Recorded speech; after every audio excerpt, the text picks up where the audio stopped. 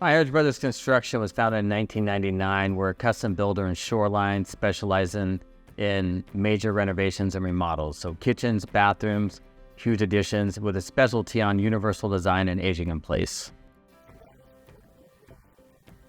I'm the general manager and president of the company. I'm the director of all things administration.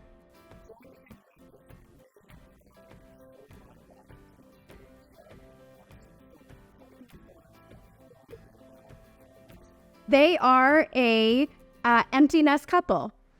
Joe is retired, loves to golf and loves baseball and the Huskies. And Marcy is a private health coach. So the city sponsors a homeowner workshop. They usually perform 3 a year. We're one of the preferred vendors at that event. They bring contractors in to discuss projects with homeowners as homeowners are discussing those with the city planners.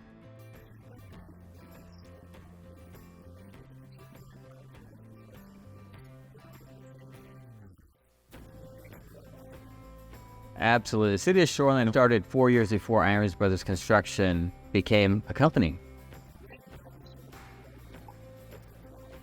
We have grown up with the town, and our community impact is very important to us. We strive to provide our customers and the community with caring and craftsmanship.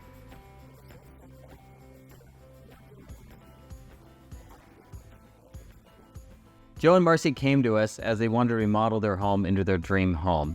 They're empty nesters, they had some changes in their life, they actually want to have a beautiful master suite and have it universally designed so it's their forever home. So for us, we had to look at how do we get all the details they want and maximize the views. The way to get the views they wanted was going up to a 3rd floor. We went through that with every floor of the house and decided, well, to get the master suite you want, instead of doing a 1st floor, it made more sense to go up, and we went up.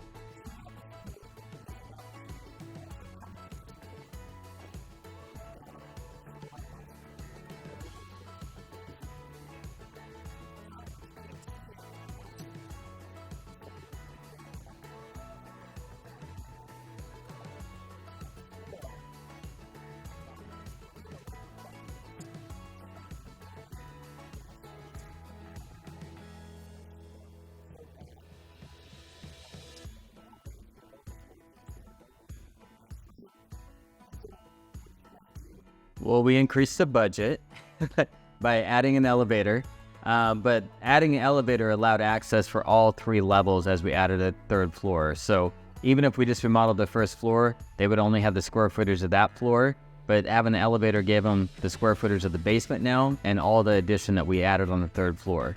So elevators may seem expensive, but when you triple the square foot that's accessible by somebody, it makes a lot of sense for long-term planning. And elevators aren't just for the homeowners. They're for visitors, they're for pets, they're for children. And so this also allowed the value of their home to increase for the future needs of them and their family and anyone else that was to purchase that home.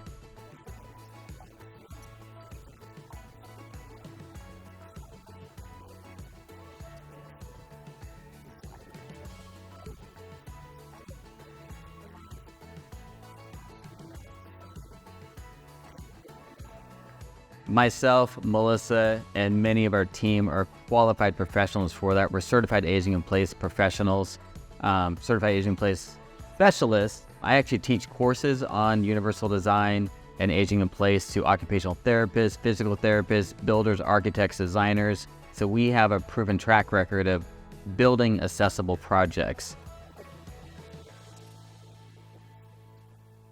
On the 1st floor of the daylight basement, some of the design included the bathroom laundry room renovations, the garage, an exercise studio, a home office, a covered patio, and a utility room. And on the 2nd floor, there was also a full renovation, including a new front entry, a dining and kitchen remodel, main bathroom remodel, and stairs were added up to the new 3rd floor. The 3rd floor was the best. It was brand new, so we could lay out everything that Joe and Marcy really wanted. And what they really wanted was a master suite with a large walk-in closet, a master bathroom, and a private deck maximizing all the views. We also got them a nice entertaining deck, including a TV, barbecue, appliances, as well as being partially covered. In addition to all this, we add an elevator that they can access all floors, making this truly universal design for the rest of their lives.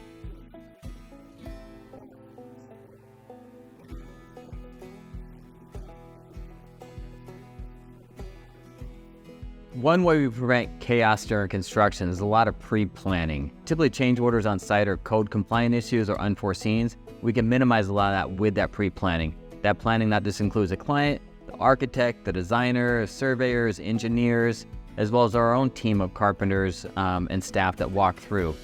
As we're renovating an older home, there's a lot of other remodels, other things we find that we can't always plan for, but the more times we're on site, the more people we have on site, the more points of view we have, we can plan our best educated guesses, and we're pretty good at it.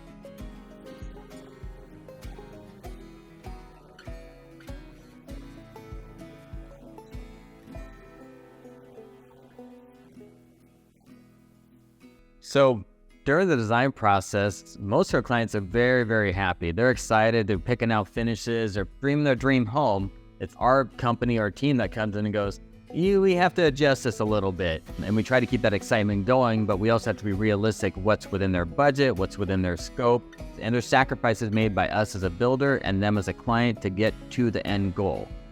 There was one big change on this job. We were planning to vault a ceiling up, and then when we did our demo, we realized it was vaulted up even higher. So we were able to gain a little more volume in the space. So there's a lot of surprises that actually happen, and we can make small modifications with little impact of budget or schedule.